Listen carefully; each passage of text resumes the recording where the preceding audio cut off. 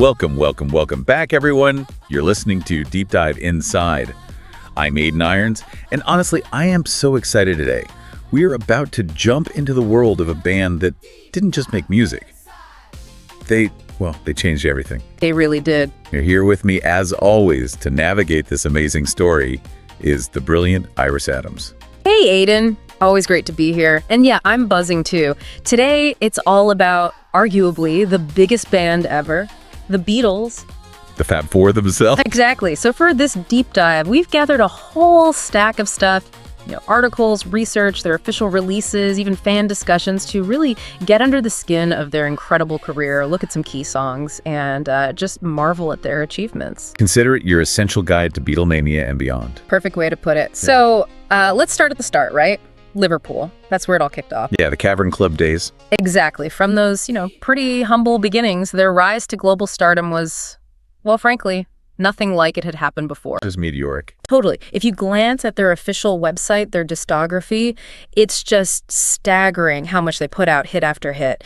And this wasn't just about catchy songs, was it? No, not at all. It was cultural. Right. Our research, looking into their history, their Rock and Roll Hall of Fame induction, it all points to how they basically shaped pop culture. Yeah. They became this huge global thing. And cultural phenomenon isn't even exaggerating. We looked into it and the impact they had on youth culture, on society. Yeah. It was profound. Absolutely. Before they became studio geniuses, though, that live energy was something else. You listen to things like Live at the BBC or reviews of the Hollywood Bowl shows. Oh, yeah. And you get a real sense of Beatlemania. You can almost feel the electricity.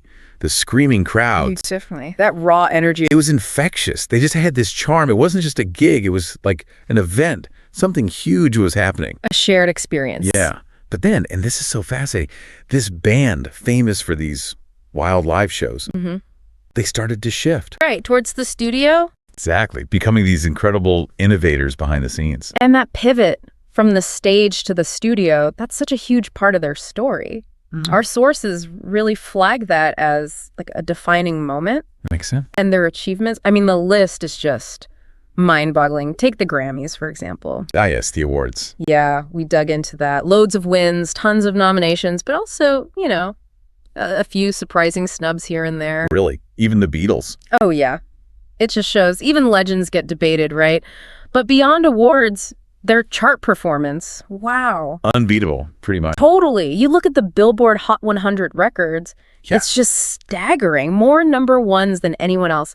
That kind of consistency, that appeal.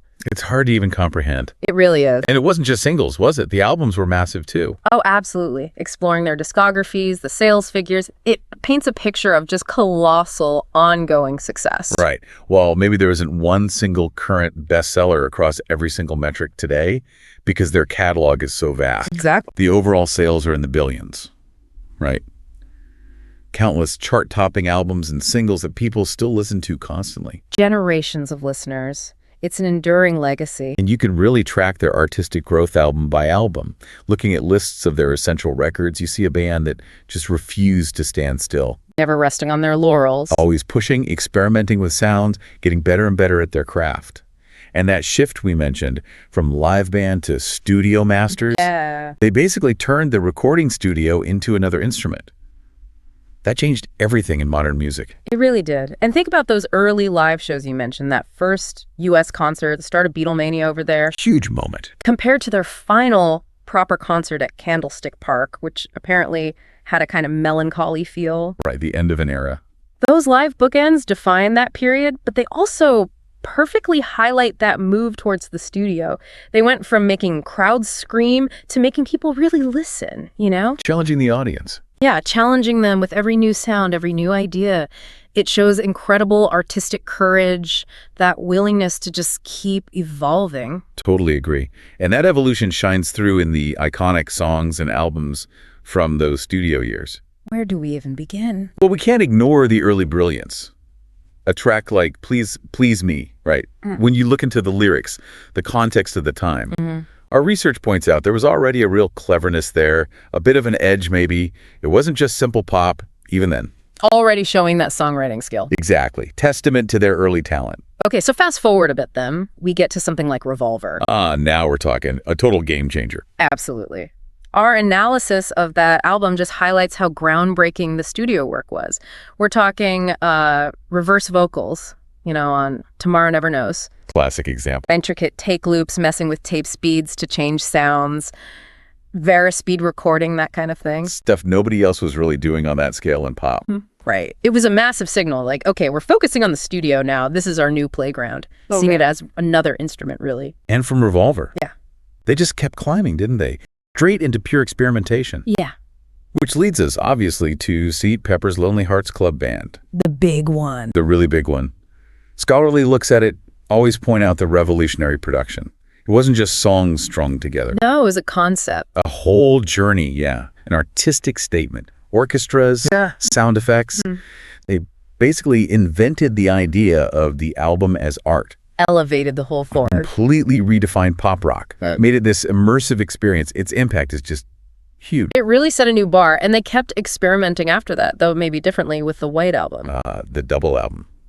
Very different vibe. Very different. Looking into documentaries, firsthand accounts, its creation sounds like this intense mix of incredible creativity, but also growing tensions within the band. Yeah, you start to hear the individual voices more. Exactly. Showcase their separate songwriting talents more.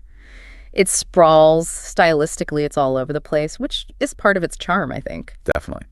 Then we get Abbey Road, often seen as their grand finale, in a way. The iconic cover. Right. But our research, digging into discussions from back then, shows it actually got kind of mixed reviews initially. No way, really? Yeah. But obviously, its reputation has just soared over time. Now, everyone agrees it's one of their absolute best. The songwriting, the harmonies, that amazing medley on side 2. Oh, the medley is legendary. It just shows how art gets reevaluated, right? And finally, we have to mention Let It Be, their actual last studio album release. A complicated one. Very. Overviews talk about really difficult recording sessions, lots of internal conflict boiling over. The Get Back sessions. Yeah, exactly. And then the whole controversy around Phil Spector's final production on it. The strings and choir. Right. It's powerful, definitely, but maybe a little bittersweet. A raw look at a band kind of ending. Yeah, a poignant end to the studio journey. But each of these albums, these songs, they tell a piece of the story. Taken together, though, it's just this incredible narrative of constant innovation. Artistic bravery, like you said. Exactly. And, there are resources out there, like those Beatles tours in Liverpool or detailed song analyses. They give such great background on where the songs came from. The stories behind the music. Yeah, it just underlines how their music wasn't just reflecting the times, it was actively shaping them, influencing everything. They wrote the soundtrack for a generation, didn't they? He absolutely did. Yeah. So, okay, let's wrap this up. What's the lasting legacy here?